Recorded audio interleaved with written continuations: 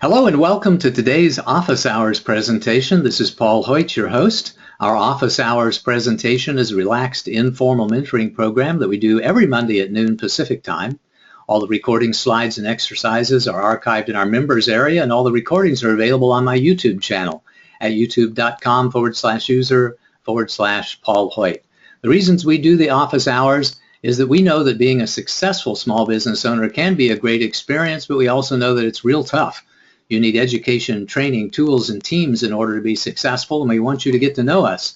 Because when you get to know us, you'll know that first and most importantly, we care about you. We want you to be successful in every area of your life, whatever that means to you.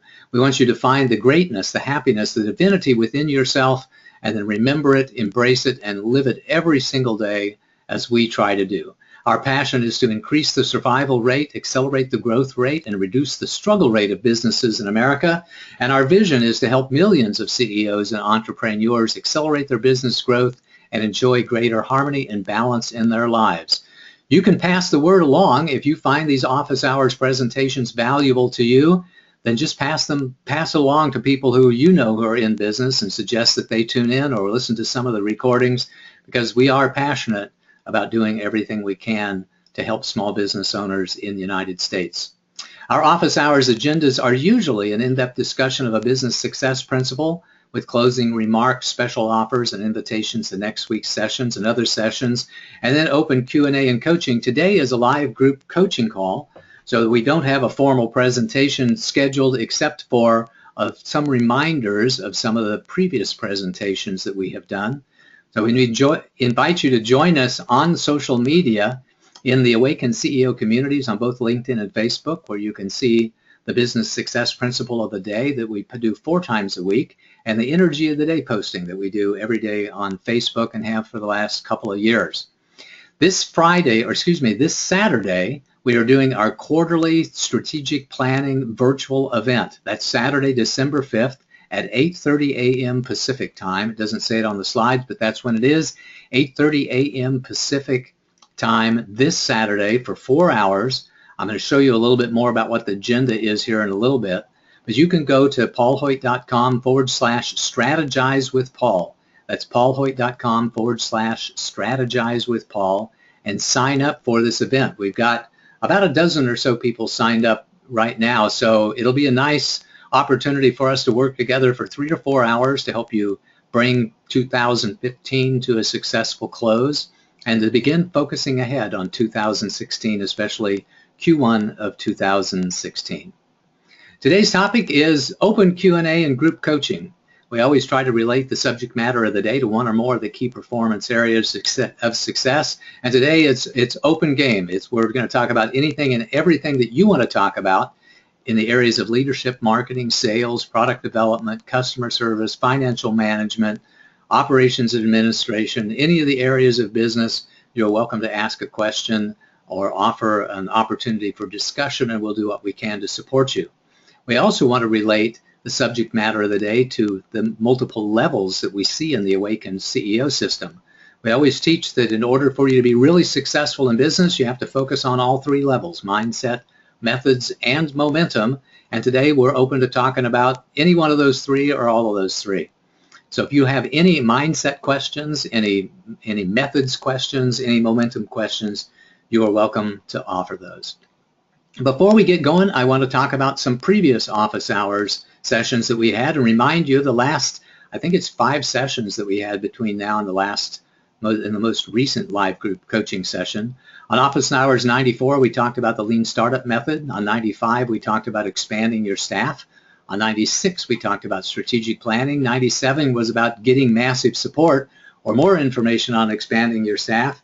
And on 98, we talked about joint ventures, and partnerships and alliances will come at some point in time, but mostly this was about joint ventures, about forming a separate company with a partner that you have in order to pursue a particular market opportunity.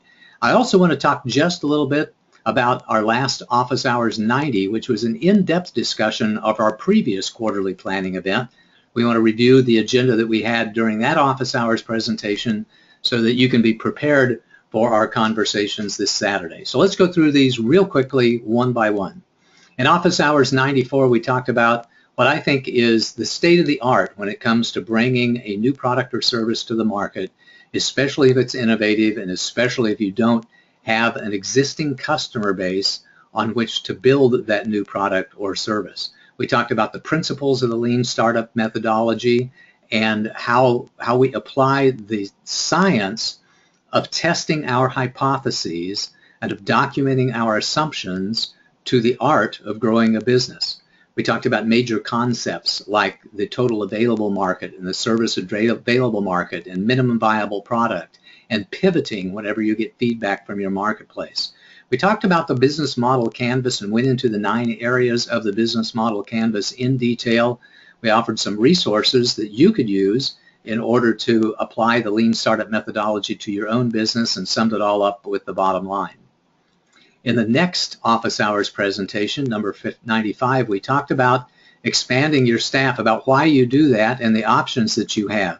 And we talked specifically about hiring people and expanding your staff in order to sell more versus expanding your staff in order to deliver more, and how much safer it was to expand your staff to deliver than it was to expand your staff to sell, and how much more quickly you can get a payback when you expand your staff to deliver as opposed to expanding your staff to sell.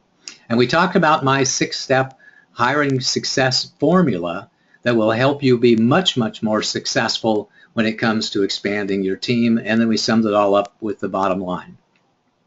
In office hours 96, we talked about strategic planning. We talked about what is strategic planning and what is tactical planning. We talked a lot about the value of planning. We talked about a strategic planning process that we like to use whenever we do strategic planning engagements for our clients. And again, we focused on the most important thing.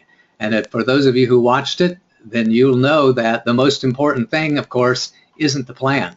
We don't plan for the sake of planning. We plan in order to achieve results. And the only way we achieve results is by executing the plans that we put in place. I like to say that your success is 1% inspiration, 2% thinking it through, and 97% doing the work day after day, hour after hour, in order to make progress in your business. In office hours 97, we talked about massive support. We talked about sizes of teams, a lot of different ways to think about the team that you put in places around you. And, I think there was half a dozen different ways of thinking about your team, with functional areas and level of experience and type of contribution and participation in the company and all kinds of different ways to think about your team. So if you're in expansion mode, I strongly recommend that you listen to 95 on expanding your team and 97 on massive support. And we talked about ways that you get started. And then finally, in office hours 98, we talked about joint ventures. And specifically with joint ventures, this is a specific type of partnership or alliance whereby you are forming a third party or forming another company. So we talked about the types of joint ventures, the legal structures involved, how you define the joint venture, implement your joint venture, and manage your joint venture to the benefit of all of the participants in the joint venture, and then we summed it up with the bottom line.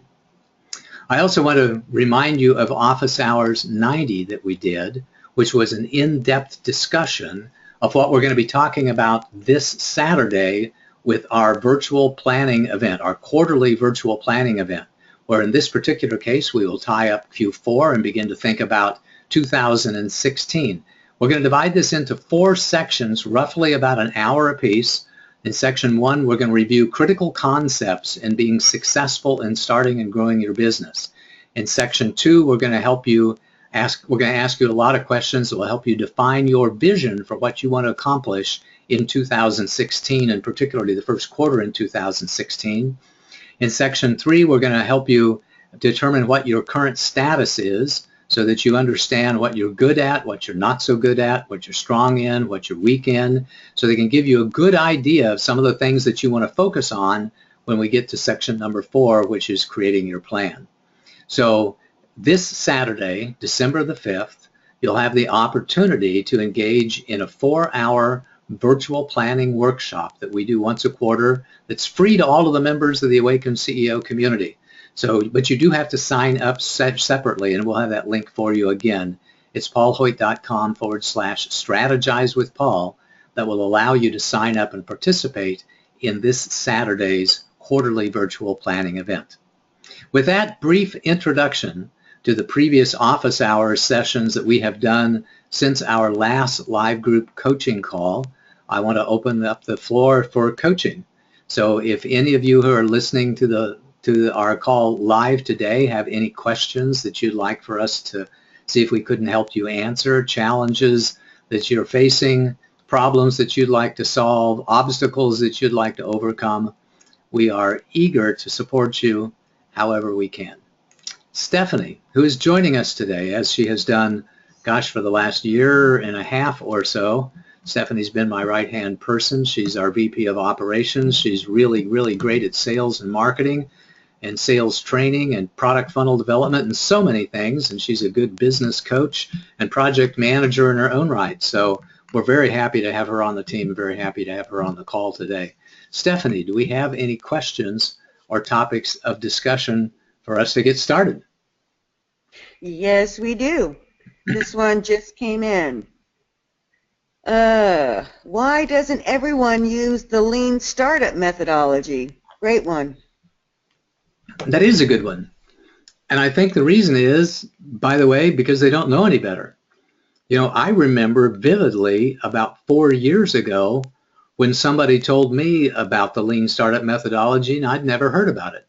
I don't know when the book that Eric Ries put out was actually published, but I'm thinking, 2007, 2008, 2009, so it hasn't been out, that long. I'm really sure that it hasn't been out a decade yet. So it's kind of new and not very many people know about it. But man, for those of us who have a left brain, who are organized, and in my case, project management and being a computer programmer and being a CFO and dotting the I's and crossing the T's and focusing on the numbers and figuring out what's next is the way that I think. It's really kind of a scientific way of thinking. When I first heard about it, somebody said, you should really know about that. And by the way, as a business consultant, when anybody tells me that they have read a great book that they think that I should know about, or talk to me about a great speech that they've heard relevant to business, man, I go look at it because that's my job as a business consultant, right? I'm supposed to be up on everything. I'm the one who's supposed to be out on the leading edge and know where the bleeding edge is so that if there's some great idea out there, I can bring it to the advantage of my clients. So I try very, very hard to be extremely well read and very well spoken when it comes to concepts and principles and starting and growing and managing and leading businesses. So 4 years ago, I remember the guy who looked me in the eye and he said, man, we're employing the lean startup methodology at our business. You should really know about that. So I went out and studied it and read the book, and I've been using it ever since. So I think one of the biggest reasons that people don't do the lean startup methodology is because they just haven't heard about it yet. And they haven't realized how much sense that it makes and how much it can really cut down on the time and the money that it takes to either prove your business idea is a great idea and make it a better idea, or prove that it's not going to work. They have this inventor's mindset. An inventor's mindset is different than the scientist's mindset. So the inventor says, I'm going to go to my garage, I'm going to create something, it's going to be my baby, and then I'm going to try to find somebody to sell it to. The scientist says that I have a hypothesis, I have an idea, and I want to see whether or not it's true. I want to find a way to test my hypotheses and test my assumptions to see whether or not they're valid before I go, and recommend that everybody buy this potion, lotion, or pill. I want to make sure the darn thing's going to work. So the scientist mindset is much different than the inventor's mindset. And by the way, when it comes to a scientist mindset, marketing people, there's two aspects to marketing. One is the art of marketing, and the other one is the science of marketing. Marketing departments and marketing firms are filled with scientists who want to know what really works. They want to try different headlines. They want to try different colors. They want to try different logos. They want to survey their marketplace. They want to do their market research. They want to find out what products and services people are buying. They really apply a scientific methodology and a scientific mindset to the art of marketing. Unfortunately, inventors are all too often, just artists. They just want to do what they want to do. They want to leverage their own ability to be creative. They want to apply their own creative genius and turn that into a business. And those two are oftentimes the antithesis of each other. So I would guess, in summary here, and speaking off the top of my head, I think those are the two biggest reasons. One is that people are just so bound and determined that they're going to be creative, and they just want to do their own thing, and they want to build their own thing in their garage and then go, find a way to sell it in the marketplace, because they see a lot of glory in that, and it really serves their self-image and their self-esteem to say that we did it. It was my idea, and I built it from scratch, and I did it. That they don't want to hear about other more practical methodologies for bringing products and services to market. But I will guarantee you that anybody that's involved with the science of marketing will love the lean startup methodology, because it really allows you to prove that the people who you think your customers are really are your customers. It allows you to get all of their great ideas, encourages you to develop your product in an iterative style with feedback from your customers at every point along the way, will save you money in the product development process and save you a lot of money in the long run if your product's not going to make it. If your product's not going to make it, you're going to find out with a $10,000, $20,000, $30,000 investment, instead of finding out with a $250,000 or a $500,000 investment. So those are the two reasons I don't think everybody uses the lean. They haven't heard of it yet, but they're caught up in the inventor-artist mindset, which is contrary to the mindset of the scientist and of the science of entrepreneurship, which is the lean startup methodology. That's what I got to say about that. Stephanie, any comments or another question? It's just interesting that I was having a conversation with one of our clients about this concept a couple weeks ago, in that so many times we get a passion, we get an idea, we get excited, and we start moving forward before we really prove that concept. And the lean, this whole methodology is just so powerful in so many different areas of our business that I think it just is something that is worthy of taking a look at as over and over again. I think that's really what I want to add. One more comment to that. Well said, by the way, Stephanie. The world of leadership, the world of business is constantly changing. I can remember, before we knew about concepts like the E-Myth, or even Think and Grow Rich, which was, really, really a novel book in its time, back in 1937, 1939. Then we had the E-Myth was published first time in the early 1990s. Blue Ocean Strategy came out in the early 2000s. The Innovator's Dilemma, Nail It Then Scale It, the Lean Startup Methodology. I mean, the world is constantly changing and constantly improving. I have no doubt that there will be a fantastic business book published this year or next year that will take our performance to the next level. And my commitment to you is that I'm going to try to figure out what that book is and read it, so that I can bring those concepts and principles to you and provide better service as a business consultant. So keep your eyes and ears open, folks. The times, they are a-changing. Next question, Steffi. Absolutely. Next one. Why do some people fail to get a team? Why do some people fail to get a team? Wow, I think we could go into pretty deep on that one. And of the last several office hours that we did, a lot of them were focused on teams. We did Expanding Your Team, which really focused on the numbers game and the methods of expanding your team. Then we did one on Getting Massive Support, which talked a lot about the why and, how do we determine which team members to add next, and especially focusing on attitude, mindset, functional expertise, experience, level within the organization, all of those different areas. Then we talked about joint ventures, which is kind of a team. It's really forming another company with a partner of yours. But we do that because we primarily know that we can't do the job that we want to do by ourselves.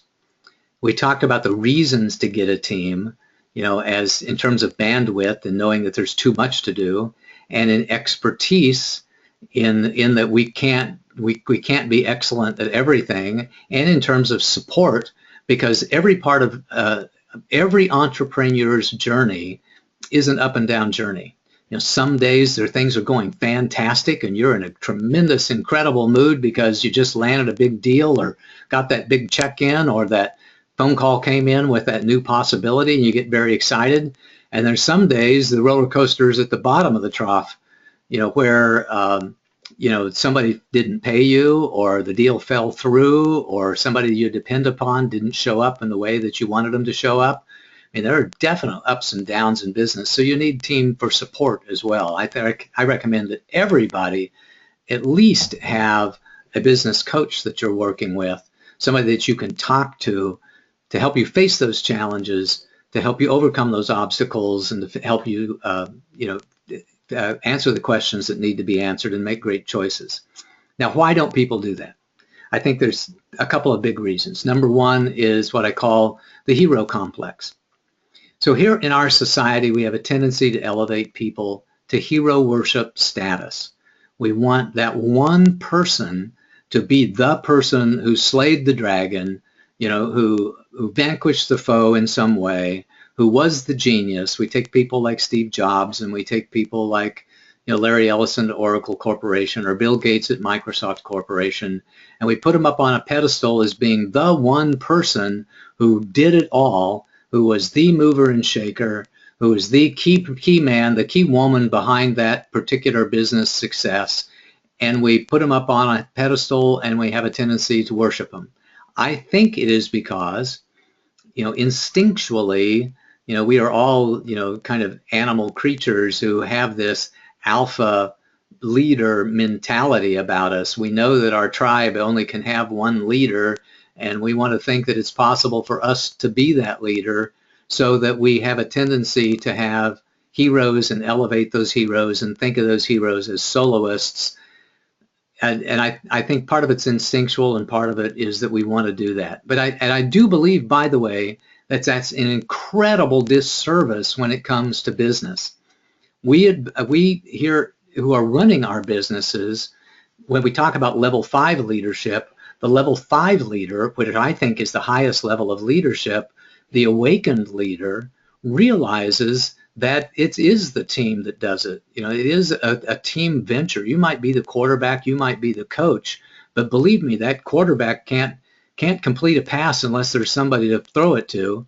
They can't complete a pass unless they got somebody blocking for them. They can't complete a pass unless they got somebody running the plays or running the practices for them. They can't complete a pass unless somebody's paying for the team and figuring out how to negotiate contracts to get people on the team in the first place. Every good quarterback knows that they can't do anything without the other members of their team. Every good coach knows that being on the sidelines, no matter how brilliant you are, you can't carry the ball, throw the pass, catch the pass, block the people, etc. Pardon me for using a football analogy there, but we're in the middle of football season. And I think sometimes that we laud those individual performances, the individual statistics. This was the quarterback rating. This was the person who leads the NBA in scoring or steals or rebounds. We laud individual performances, and in business, that is a terrible, terrible disservice. In business, we should be lauding the performance of the team, not the individuals on the team. So we really want to shift our mindset so that we think from the very beginning, when anybody raises their hand and says, I think I want to go into the business, the very first response would be, get yourself a team. Because no business is a soloist business ever. Every business requires other people to help you run the business, manage the business, do the legal work, do the accounting work, whatever. The law of excellence, and you can look this up online. I have it up on my website, one of my websites there. The law of excellence says that it's possible to be excellent at a few things, but it's not possible to be excellent at everything. So as your business grows, you really need to get other members of your team, not only to do the job because there's too much to do, but because you can't possibly be good at everything. So one of the reasons that people fail to build out an adequate team is, I think, hero worship. The other reason that they fail to build out a team is because they don't know how to do it, and maybe they can't afford to do it. They take a look at their own pocketbook and they say, wow, it's all I can do to keep my doors open, or it's all I can do to have just one person on my team. I can't afford to have a whole bunch of people on my team. And by the way, sometimes that's absolutely the right perspective to have, but it's not a very good perspective long term. Long term, you have to get other people on your team. We talked a bit about this in a couple of sessions ago about what to do whenever you find yourself with no money, but you need to have a team. And I think some of the offering suggestions that we had were, trade out of services.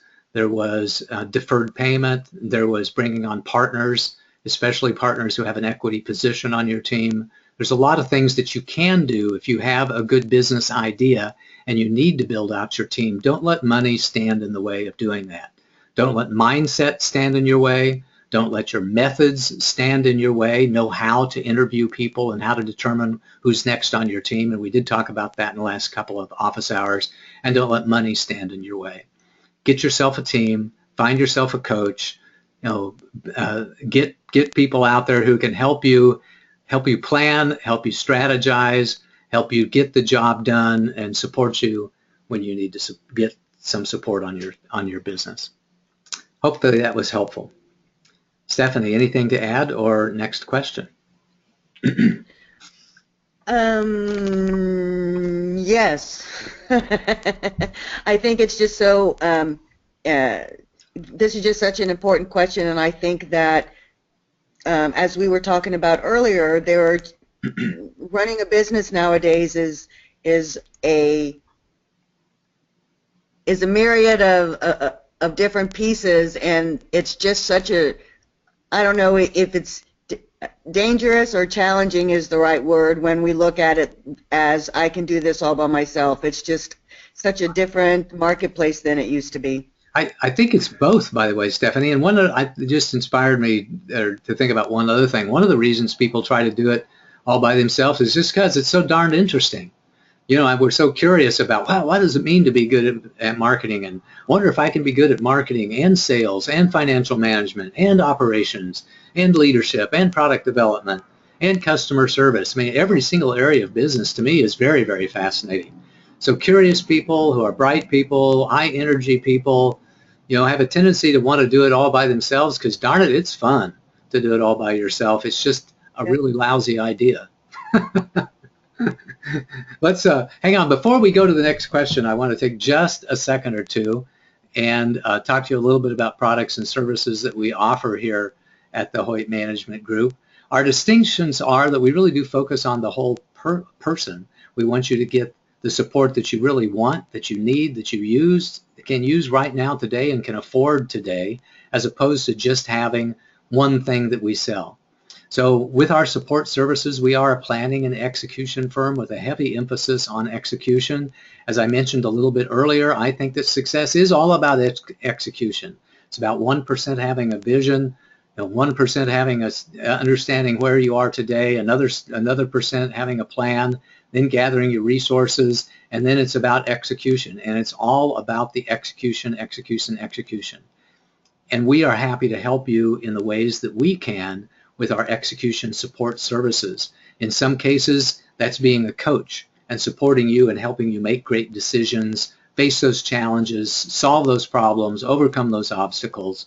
And in some cases, it's putting our fingers on the keyboard for you and creating product funnels, sales scripts, business plans, financial models, doing things with you and for you in order to support you in the execution of the plans that we help you create.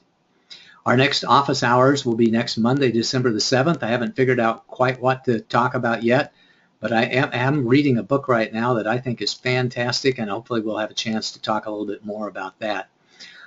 Let me know what you would like for me to address in our next office hours session by going to paulssurvey.com.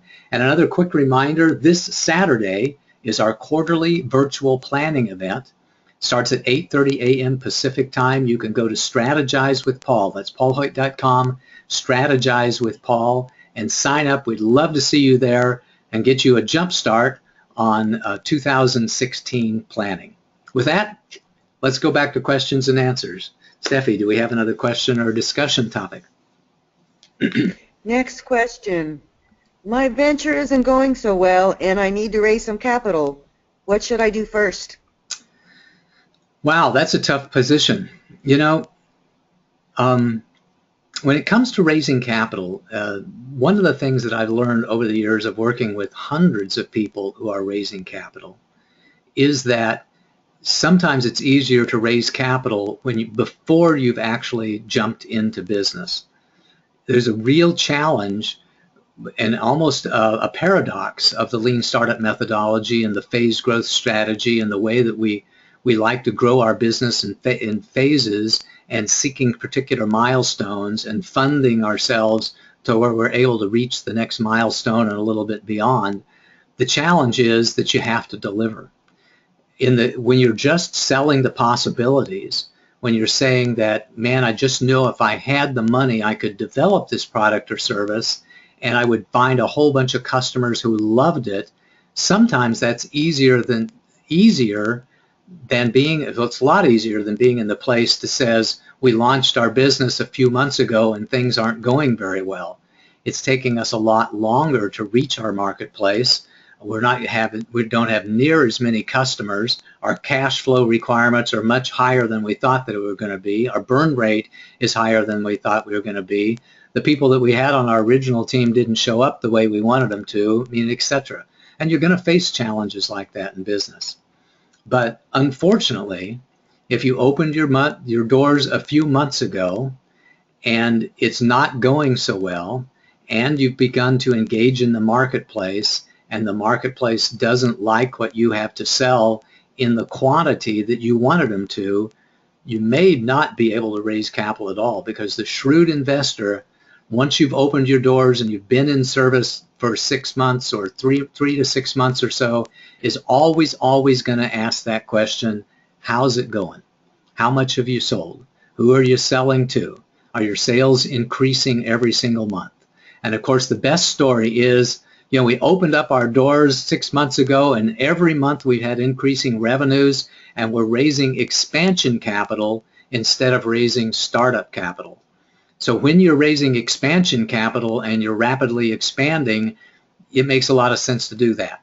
So when you're expanding, it's easy to raise expansion capital. When you're starting up, raising startup capital is different, because in one case you're selling results, in the other case you're selling possibilities. And if you're in that very, very uncomfortable place of not being able to sell possibilities because you're already in business, and not being able to raise expansion capital because you're not expanding, it's really, really tough. It actually may be time for you to call it off and say, to shut the doors and go home and salvage the assets and save yourself some money, because you either didn't have the appropriate capital when you started the business, or the marketplace really doesn't want the products and services in the quantity that you really want to be able to deliver them to them. I've coached numerous people who found themselves in that uncomfortable position of getting to that first milestone and what they had raised capital for, and finding out that the results weren't nearly as good as they thought that they were going to be, as what they expected them to be and what they raised capital for them to be. And they got to that first milestone and they were struggling, but when they got to that second milestone, they were beyond struggle, and it was time to shut down the business. So, that's the truth of a lot of businesses. As I like to say, there are two significant challenges when it comes to raising capital and starting and growing a business. The first challenge is raising capital. The second challenge is starting and growing the business. Just because you got the money doesn't mean your market is going to want your products and services as much as you want them to. It doesn't mean that the dog's going to eat the dog food. And sometimes, in fact, a lot of times, when you start a business, things just don't turn out the way that you want them to. I hope that's not your case. I hope that in your particular case that it's just a matter of one little tiny course correction that will allow you to resume full speed down the freeway, that you only went off under the ditch for just a minute or two. But my experience is that that's sometimes not what happens to you. That sometimes unfortunately, it's time to shut those doors and think of the next great idea so that you can start that next business venture. And by the way, if that happens to you, my hat is off to you. My hat is off to you for having the courage, for having the fortitude, for having the gumption to give it a shot. Because undoubtedly, you learned a lot about business and you learned a lot about yourself, both of which will pay off in the long run for you and your family. So, I don't see any shame at all in saying I gave it a shot and it didn't work out. In fact, I would rather applaud you for making a good decision about really listening to the market and seeing what the market had to say rather than blind persistence, and really sacrificing yourself, your own health, your family, your relationships. There's a point in time when the right thing to do is to shut down and find that next horse to ride and find that next business idea to put your time and energy into. And if that happens to you, like it has happened to me, by the way, in the past, then my hat is off to you for giving it a shot, for giving it the good old college try, for putting everything into it, but for recognizing when the time came to move into doing something else. Hopefully that was helpful to whoever asked that question. Stephanie, next question, or do we have any? Yeah, do we have any questions? Yep, we do. I've seen a couple of them here in the online. Looks like some of the folks here are online are asking their questions. Let's see if we can't answer one of these live questions instead of one of the mail-in questions that we had. Perfect.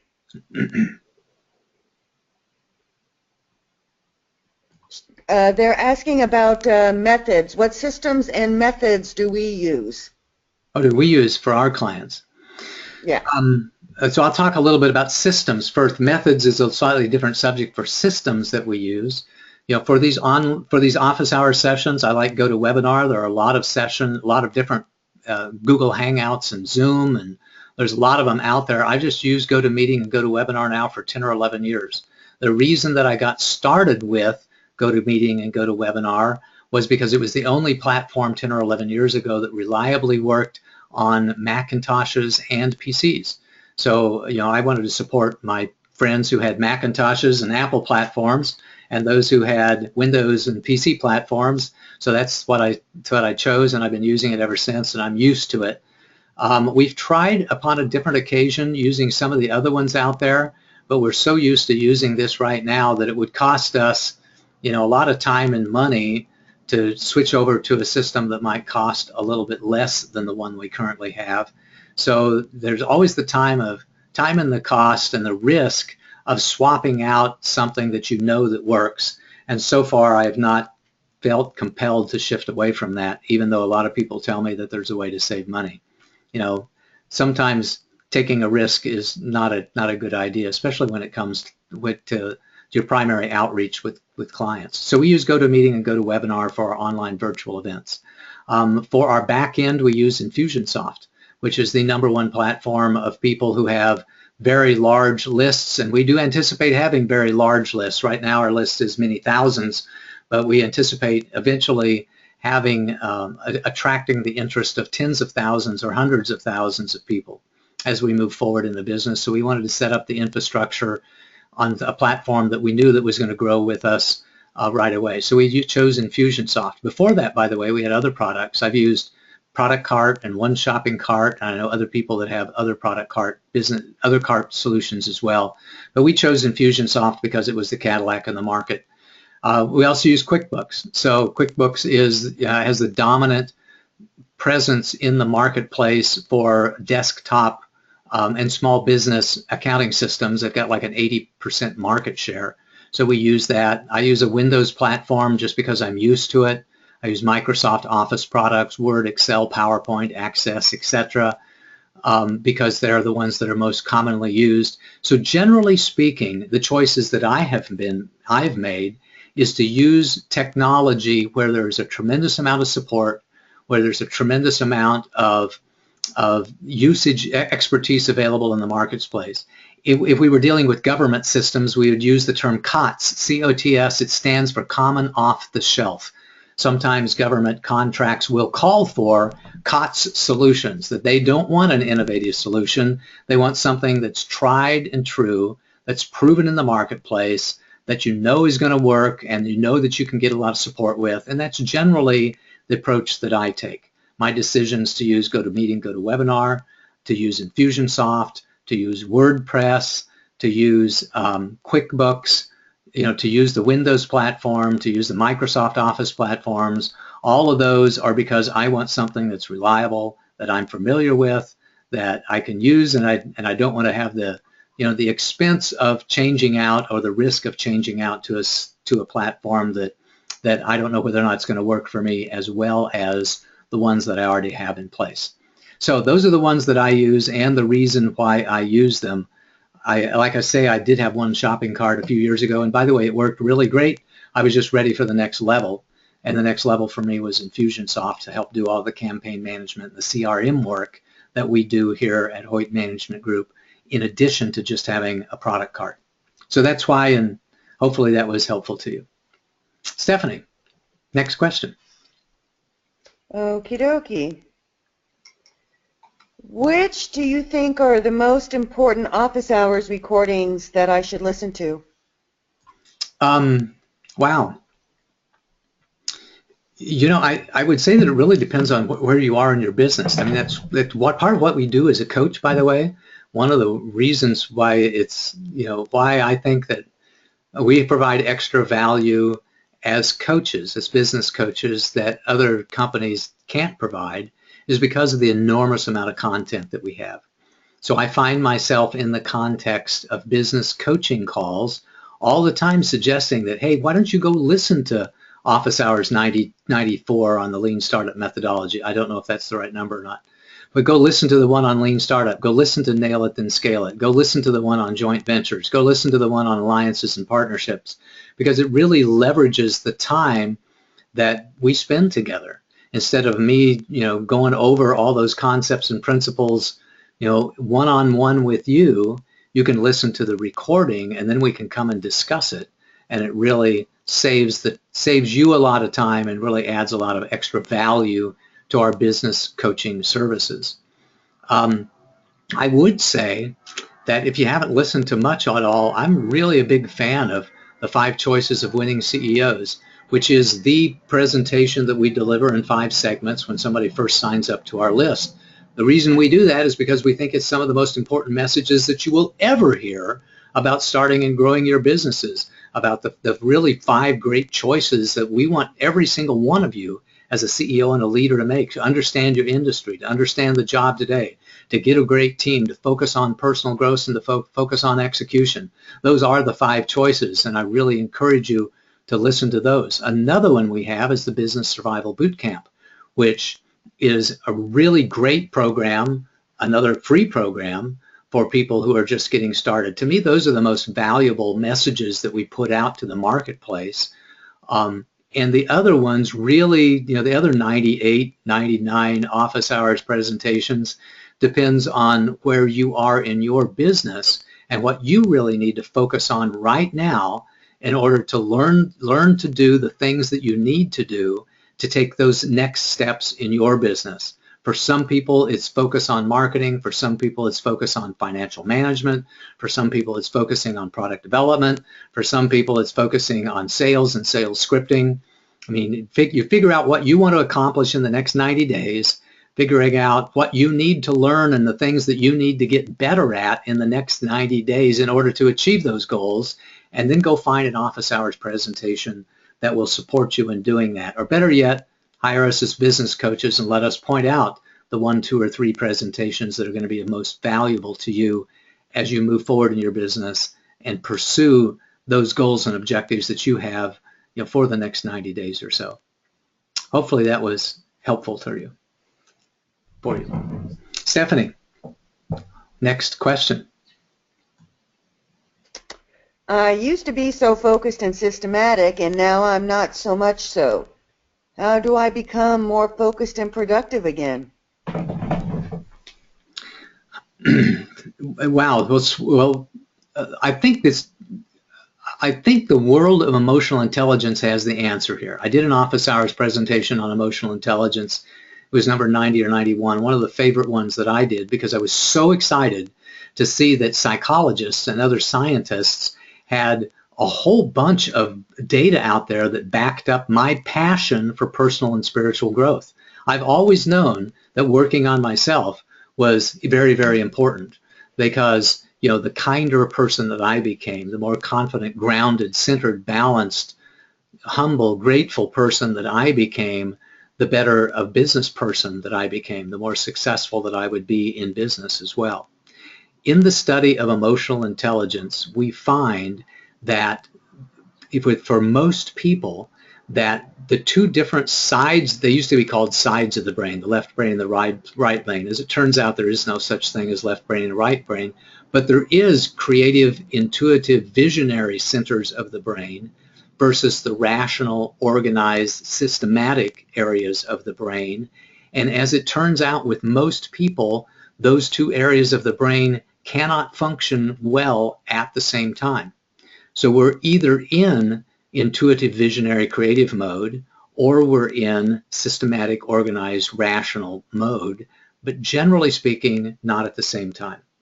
Really balanced people can flip back and forth in between one and the other very, very rapidly. We can be very, very creative in one moment and then immediately turn to creating a system or a plan and taking that great idea and systemizing it and then getting into implementation mode immediately.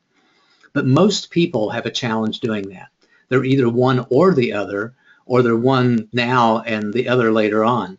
I know some people who are visionary, creative people that can't plan their way out of a paper bag. They would be, if they were trapped in a door in a room and had a problem about how the heck to get out of the room, and it required a 4 or 5 step process, there's no way that they would ever get out of the room, because they are visionaries. They're creative people. And God bless them. We need the visionaries and creative people. And they need people who are systematic, who are organized, who are analytical, who are focused on implementation in order to balance out their creativity and their visionary genius. And likewise, there are some people who get up in the morning and say, hey, just tell me what to do and I'll do it. I don't want to think about it. I don't want to create a plan. I don't want to be creative at all. Just tell me what to do. Give me a list of things to do and I'll go do it. And that floats their boat. It's the way their mind is most comfortable working. And God bless those people. You want them on your team, so that when you're the visionary creative person or the analytical person creating the plan, that you can hand it off to somebody who really just loves to get the job done, and they'll check the things off the checklist and be very inspired to do so day after day after day after day. If you were once a person who was organized and systematic, but now you find yourself not being so, it may be that you've been focusing a lot on being visionary and creative. And it's that area of your mind which is now taking precedence over the analytical, rational area of your mind. And you may find it difficult to switch back and forth between the two of them. The thing that works the most for me, the best for me, is to have visionary creative time and then to have rational implementation time.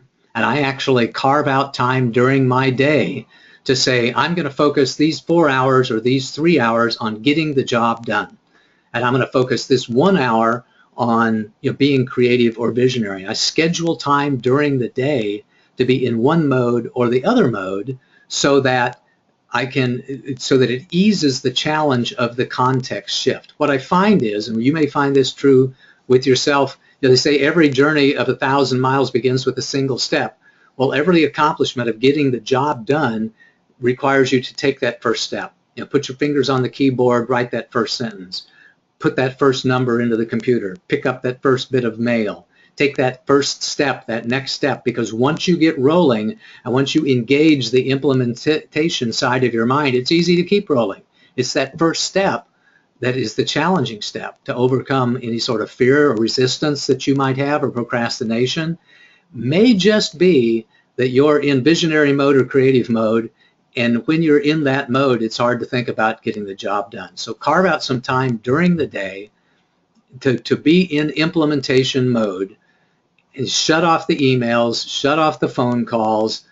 Don't do any sort of visionary creative thing. Just focus on implementation, and see if that doesn't help you become more and more productive, because you've scheduled time to be productive, and you're able to shift your mindset once and then build up momentum once you have shifted your mindset, and you're able to get a lot more done when you do that. See if that helps you do that. It's either one or the other, but not back and forth and back and forth and back and forth, because that can be a tremendous challenge for most people. Hopefully that's helpful. Stephanie, do we have another question from the folks who are online, or topics or discussion, or any more email questions that were emailed in? Yeah, I think we got time for this last one. I have lots of opportunities, and I'm having a hard time choosing between them. You know, I'm going to take two different approaches here. The visionary, creative, intuitive approach would be to just sit down, you know, find yourself a quiet place, quiet your mind as best you possibly can, and listen to your inner guidance. You know, watch your subconscious mind whenever you think about opportunity 1, opportunity 2, opportunity 3, and see which ones of those you're the most passionate about, the ones that you feel safest doing, the ones that really get you excited, and make your choice from an intuitive, guided kind of mindset, or for a method. The other method which comes to mind for me is to do a decision matrix, you know, where we're going to set out our different options that we have. We're going to understand what our different decision criteria are. We're going to assign weights to each one of those criteria, and then we're going to assign points to each one of our options in each one of those decision criteria, and then we're going to add it all up, and we're going to find out what we really want to do by taking a very analytical, rational approach. What I like to do when it comes to choosing between many options is to take the analytical, rational approach and then add to that the intuitive approach. So the intuitive approach says, you know, if you got an A or a B, and I'm going to flip a coin, and when I flip my coin between A and B, and pardon me for that interruption there, you know, if when I flip a coin in between A and B, if it comes out heads and I really wanted it to come out tails, we'll know right away, because I will be able to tap into my subconscious mind through an impulse reaction to the coin flip. So that can be a good way of doing it as well. So you can take the intuitive approach, the guided approach, listening to spirit, listening to your own higher self, tapping into your own subconscious mind, finding out which ones of the options you're really the most excited about doing. And sometimes at the end of that process, you feel like, I feel like, yep, you know, that's what I really ought to do, because that's what I really want to do. That's what I'm guided to do. And sometimes I like the decision matrix approach, the rational approach, where we assign weights and values and points and structure it and let that, you know, essentially tell us what's going on in our subconscious mind and give us confidence in making the choices that we want to make, so that we can move boldly into that next chapter in our life, whatever that means to us. And speaking of next chapter in our life, I've got like 12:57. So we probably have time for one more question or one more comment before we come to completion today. Stephanie, do we have any more questions or any more comments? We have no more questions, and I think you got them all. Yeah. Well, I want to thank everybody who joined us for the call today, either those listening to the recording or for those listening live and online or via the telephone. Thank you for joining our live group coaching session. We try to do one of these once a month. I know that we'll be doing one at least towards the end of this month. The next time that we can get together will be this Saturday, December 5th, for our quarterly virtual planning event. You can go to paulhoyt.com/strategize with Paul. Watch your emails, because we're sending out invitations. You do have to sign up for that separately. Just because you're signed up for office hours or for our Awaken Conversation series doesn't mean that you're signed up for the quarterly planning event. I really want you to sign up for that separately. So we hope to see many of you this Saturday for a long coaching session with each other, where we'll talk about your vision, your status, help you create a plan so that you can have a much more successful 2016 than you would have had otherwise.